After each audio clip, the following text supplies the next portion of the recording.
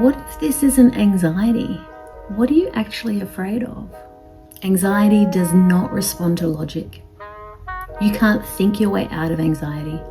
What do you want to see? What do you want to have? What do you want to manifest? What do you want to grow? Do you feel like you're on edge for no real reason? That something's got you hyper alert? You're waiting for the next ball to drop. You're out in the future going, what if, what if, what if, what if, what if? And your mind's trying to control all of these variables and all of these different outcomes. It kind of makes you feel like you're tense or rigid on the inside. And there's this upward and forward energy, like you're just dancing on the tip of your toes, racing and trying to move forward all the time. And it feels really hard to slow down and be in your body and be present or still. And in fact, when you do stop, often it's even worse because you can't expend that extra energy with something physical. It's just all in your mind. It's going round and round and round and round. We sometimes know this as an anxious feeling, or we call it anxiety, or my anxiety this, my anxiety that. You tell yourself to calm down, but you just can't. Your mind won't. And often it strikes the minute you wake up and open your eyes, or worse still, at 3 a.m. and you can't get back to sleep. And this constant feeling of anxiety and that there's something wrong, it's like a dooming. And are you internalizing it as in there's something wrong with you? These feelings are really common among my clients. They're things that I've experienced throughout my life in sometimes extreme ends of that scale and sometimes a milder case of that. But what is really going on in this moment? I had a client a couple of weeks ago who said to me, I'm just so anxious all the time. It's stopping me from leaving the house, from getting on with things, playing with her kids. Other clients say to me, oh, isn't this normal? Isn't what it's supposed to feel like? And what happens when I stop? And a really big moment happened a while ago, and I was watching a friend of mine just tell me everything that was going on in her life at warp speed for about, 5 minutes. She just rattled off all of these different worries and anxieties that she had about something that was coming up. And I looked at her and I could feel the anger and frustration rising in her as she was telling me all of these things that were going around in her head. And as I witnessed this, I could see so much fear. And I asked her, what if this isn't anxiety? What are you actually afraid of? And she rattled on a bit more about all the issues and all the things. And I could see that it was her anger that she was suppressing in this. And so I simply looked at her and I said, what is it about anger that scares you? And we opened Pandora's box. And all of this suppressed anger, all of this stress and anxiety that she'd been holding down through her whole life, being a good girl, people pleasing, doing the right thing, trying to be a great mum, trying to be the perfect wife, the perfect employee, working her butt off in her job, working her butt off at home, leaving herself exhausted, ragged, with very little energy for her relationships. And when we started to tap into that anger, what's sitting in there? What is this anger? And she's like, I'm afraid that if I don't keep worrying, that lid will rise off the top of that anger and all hell will break loose. It hasn't been safe to be angry, she said to me. It's not safe to show anger. And I was like, yeah, we think of anger as violence and we hold it back so that we're not seen as disruptive, as violent sometimes, or aggressive, or too much. Sometimes this comes out in other ways, like being told to be quiet. Quite a few of my clients with ADHD symptoms say to me, oh, my whole life I've been told I'm too much. I just need to quieten down. And they keep stuffing themselves into a box, trying to be so good that it hurts. What if it didn't need to be like that? What if the anxiety is really telling you what you're actually afraid of? It might not be anger. It might be something completely different for you. But there's a fear. Anxiety is fear. Fear of the future, fear of uncertainty. But I can tell you this, we are never certain, and we are certainly never certain of the future. I'm a psychic and I can't tell you what's going to happen tomorrow. We're not supposed to know in that fine and minute detail. We're here to live our life, to create, to explore, to manifest everything that we desire. And yet many women I know are spending their entire existence dumbing down their creativity and their fire. They're watering themselves down, me included, to be more pleasant, to be likable. What would happen if we unplugged or unleashed our true potential?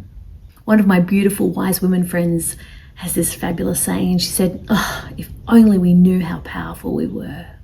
And isn't that the truth? And I think that's what keeps us scared. I think that's what keeps us anxious. I think society has told us to stay anxious, to stay small, to stay contained, because they're scared of our power too. What would be different in your life if you tapped into the fear and unlocked it? What would be different if you unleashed some of that anger? What if you heard or listened to that part of yourself that's screaming at you for a deeper knowing, a deeper listening, a deeper understanding of what is going on inside of our minds, our hearts, and our souls? To be awakened to me means that we are uncovering all these things that have caged us in: family beliefs, societal beliefs, cultural beliefs. What is it that's no longer serving you?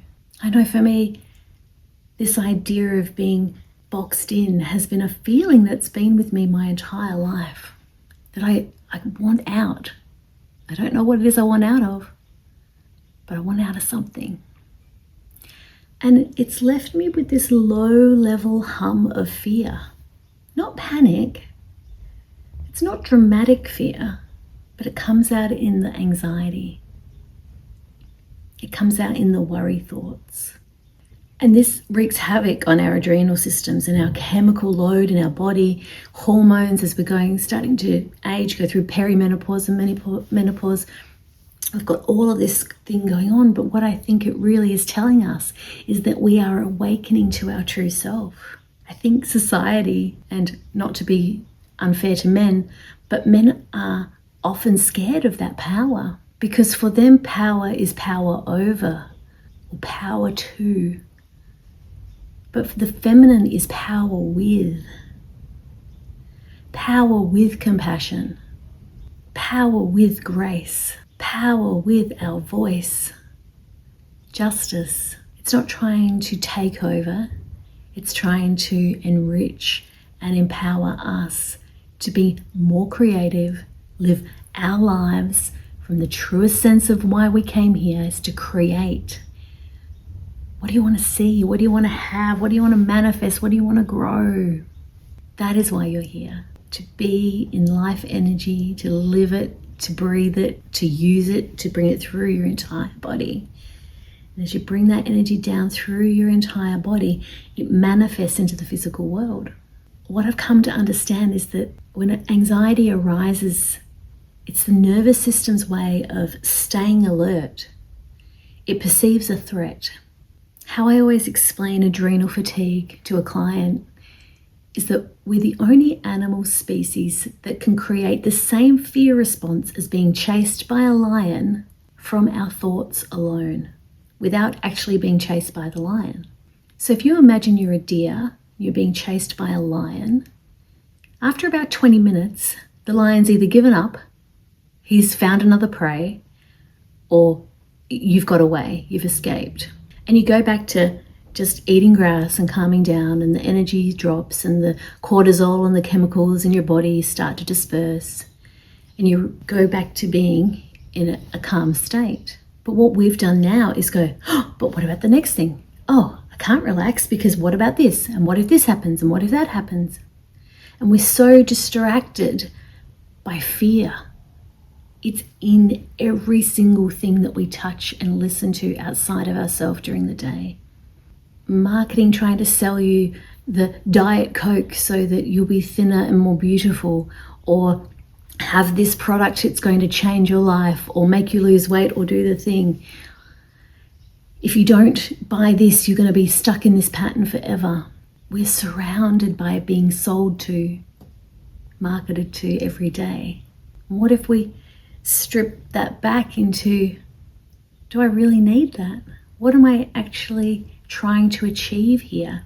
Is this actually going to calm my nervous system? Is this something that is going to help me detach from that threat? Or is this something that's going to add to my anxiety? Another worry, another thing that I'm not good enough at or that I can't achieve. I'm a victim to it. I've bought the makeup in the middle of the night and the skincare product at 2 a.m. when I can't sleep and I'm doom scrolling.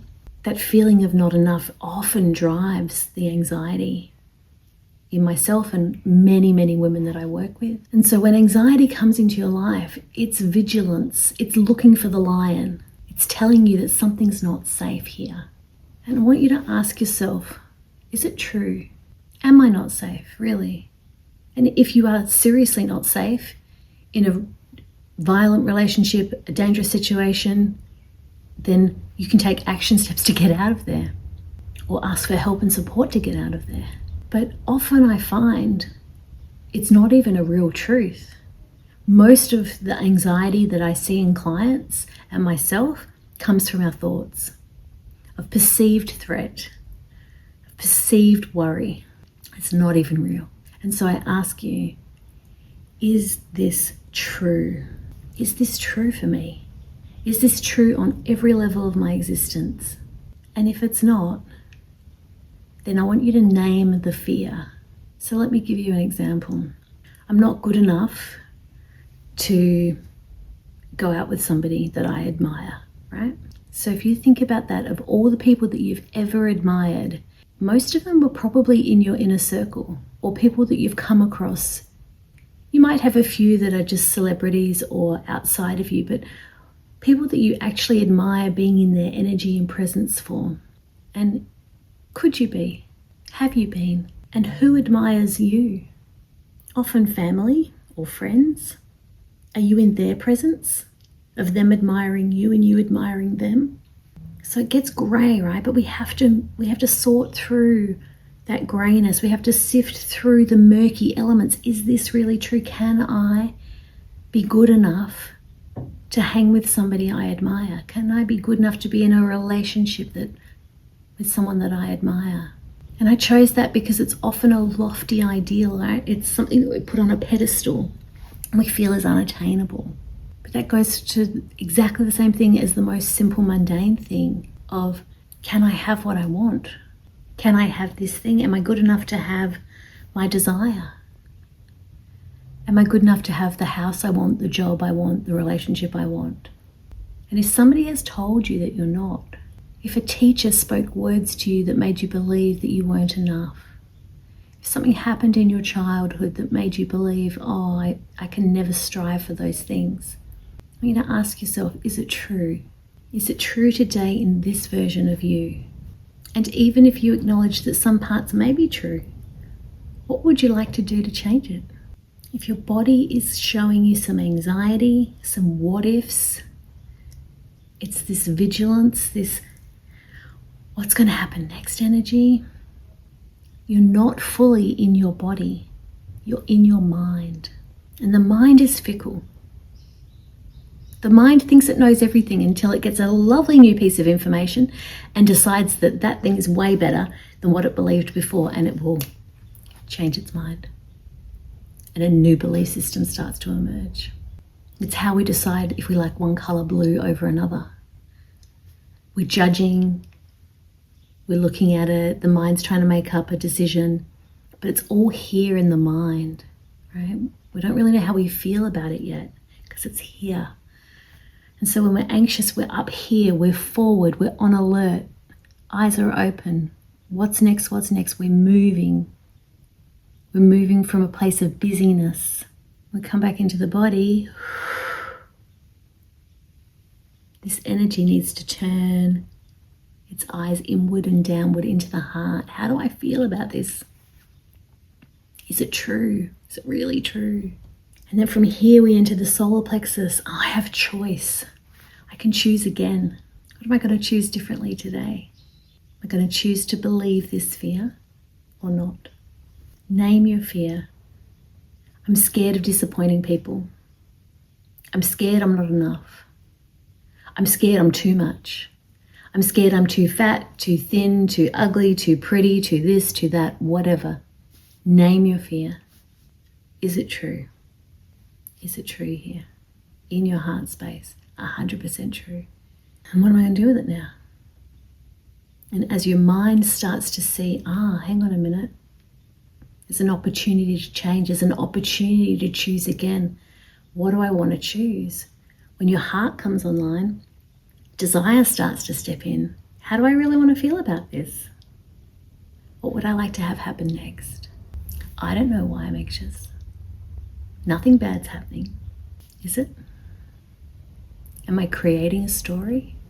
What could you shift? What could you choose again to shift your story? Fear doesn't respond to logic in the moment. It doesn't. Anxiety does not respond to logic. You can't think your way out of anxiety, but you can feel what's driving it when you stop and listen. And so ask yourself, what am I afraid of? What am I scared of? Name the fear. Fear lives in the body and the mind. Right? We can store fear in our body from trauma responses, from old habits, old ways of being, all sorts of patterning can keep our cells in a state of fear. The only thing to combat fear, the polar opposite of fear, is love. Can you love yourself enough to acknowledge the fear? And even better, can you laugh at it? One of my early spiritual teachers said to me, "What is fear, Nick?" She said, "Paint me a picture." And of course I told her all the things I was scared of, and she said, no, what is fear exactly? And I said, I don't know. She said, is it a feeling? Is it a color? Is it a thread? Is it a sense? Is it a physical thing? And I was like, no. She said, fear is only fear itself. It's a fantastic coping mechanism when it's working in right order. Keeps us safe, keeps us away from danger, but sometimes it gets a little bit jacked up on Red Bull and it's overactive. We need to tone it back down again. And she said the greatest defeat of fear is laughter. And she said every time you feel the fear, you laugh at it and go, ha ha ha, that's just fear. She said you'll feel ridiculous, right? You'll feel ridiculous laughing at it. But be ridiculous. And it reminds me of the Harry Potter movie when they are practicing defending a boggart. I think it's in the third movie. And laughter finishes off the fear. Laughter finishes off fear. As we change the fear into something funny, we can laugh at ourselves, we can find some humor in it. And even if we can't yet, we just go, ha ha ha. Just change the energy, shift the state of awareness. What happens?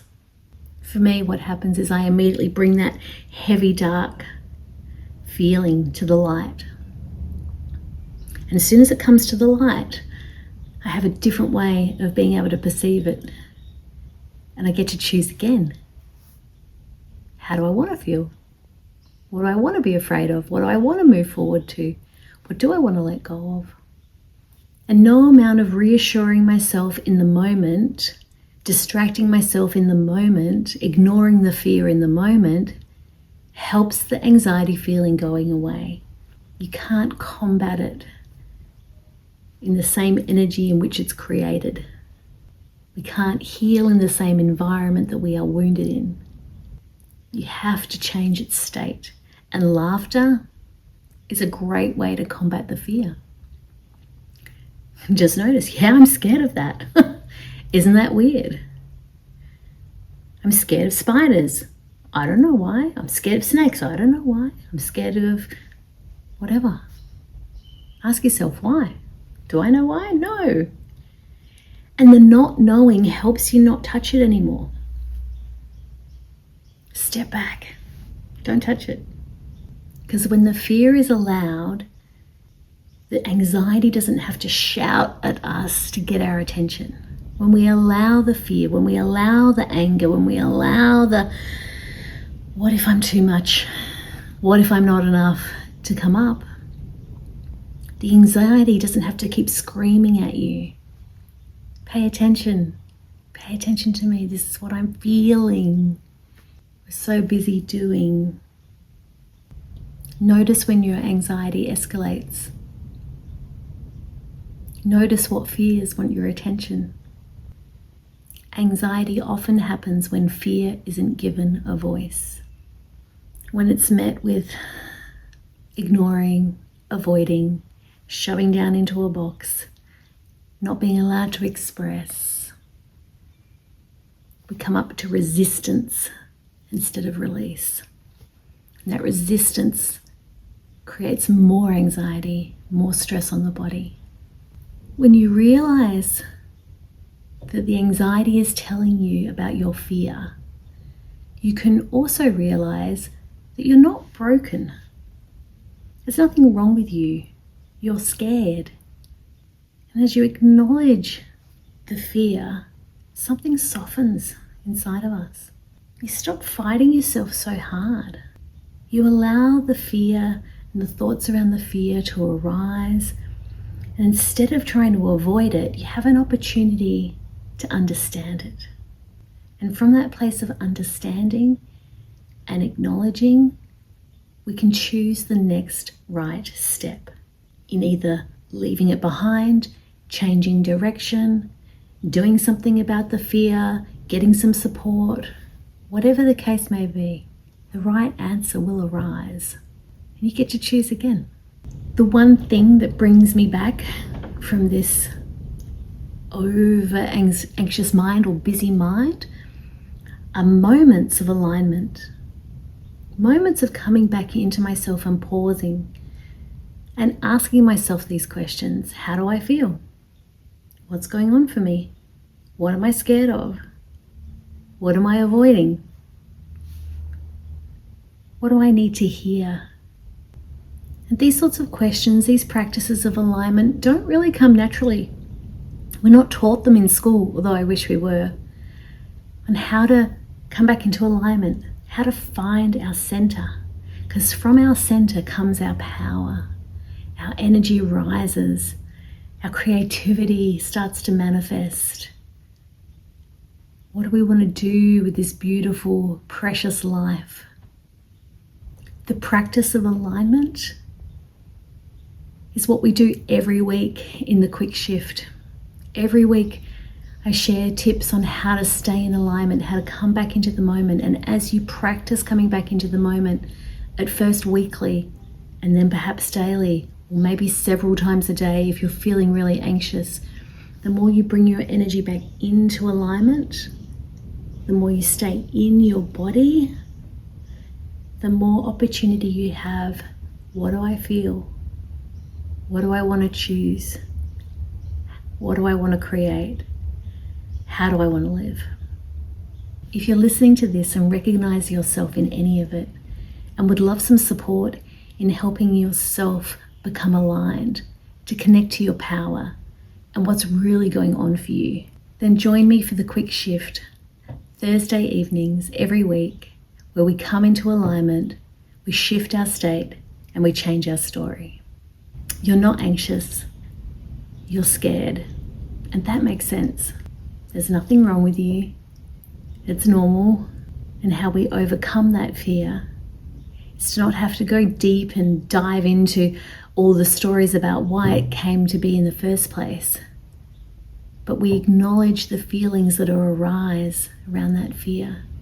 And from acknowledging that, we can take it into our hearts, we can feel it, we can move it through our body into our solar plexus to decide and choose again how we want to feel. We move it into the sacral and we empower ourselves to take right action or the next step. And then as we step into physicality, we change. That one small shift can create massive change when we acknowledge what it is that we're running from.